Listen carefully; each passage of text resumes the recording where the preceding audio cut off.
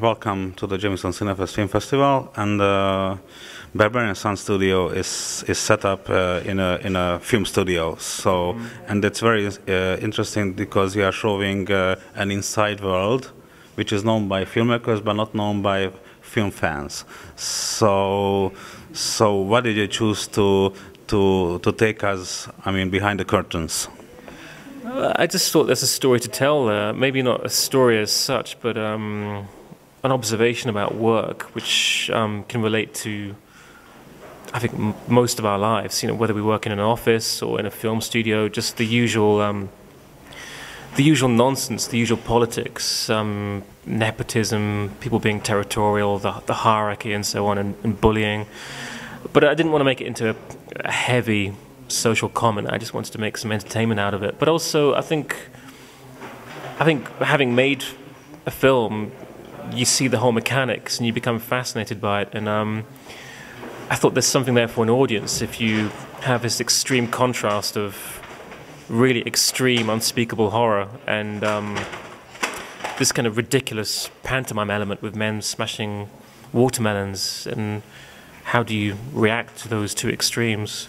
But also, I think the main thing was sound and the innocence of sound. That when I cook my dinner, when I stab my cabbages to make my cabbage soup, it's a sound I associate with, you know, having a good meal, and it's something quite innocent. But obviously, the exact same sound, when you have it with a woman being stabbed, it's just really just a weird thing it does in your brain, but it's exactly the same sound you're hearing.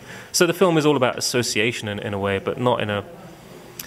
I'm not trying to do it like an essay. I guess I was trying to make something quite visceral and charged in a way. And I mean, this film has already been compared to David Lynch, mostly by critics, but saying that it's like a young David Lynch, not old David Lynch. So, and you are doing it better than the old David Lynch. So, what do you say? What do you say about those praises? Well, I think I try to ignore the praises and the insults, because plenty of people have said that leave it to David Lynch to do these films.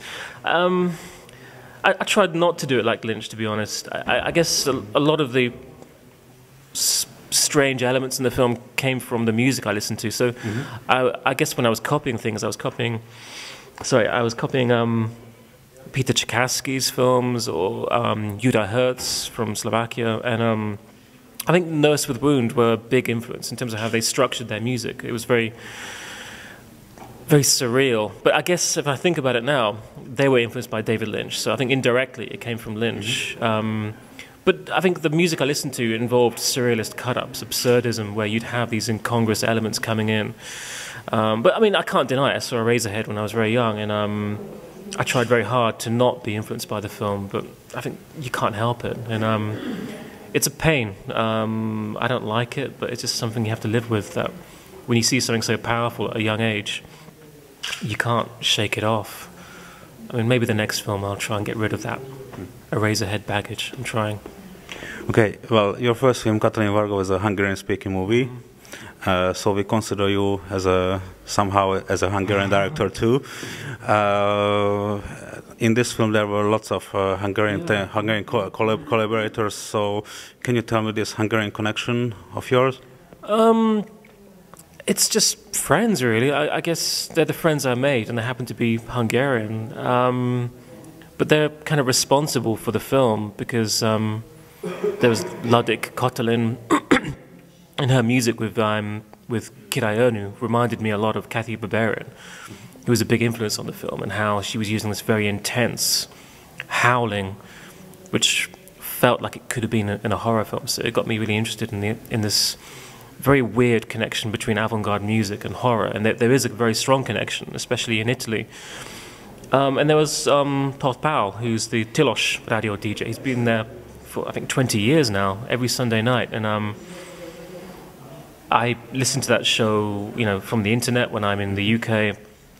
But the music he was playing, again, he was playing like Morricone's group, Gruppo di Improvvisazioni Gruppo di Improvvisazioni Nuova Consonanza, which I can never pronounce, but they were doing horror soundtracks. So it was really important to have people in the film that weren't just faces, but they had okay, they were friends, but also they got me into this mess. They got me into doing this film. Okay, so this is the last question. This festival is supported by Jameson, the whiskey company. They are, I mean, with their help, we can bring the films in. Can you tell me your relationship with whiskey?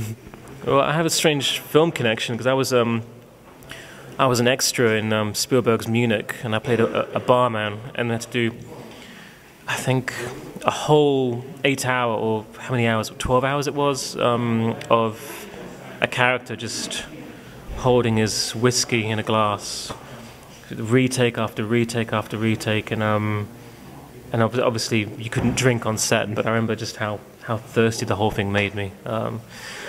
So that was just the sound of the ice and the glass kind of haunted me for days. But of course, you know, being the barman, I couldn't drink.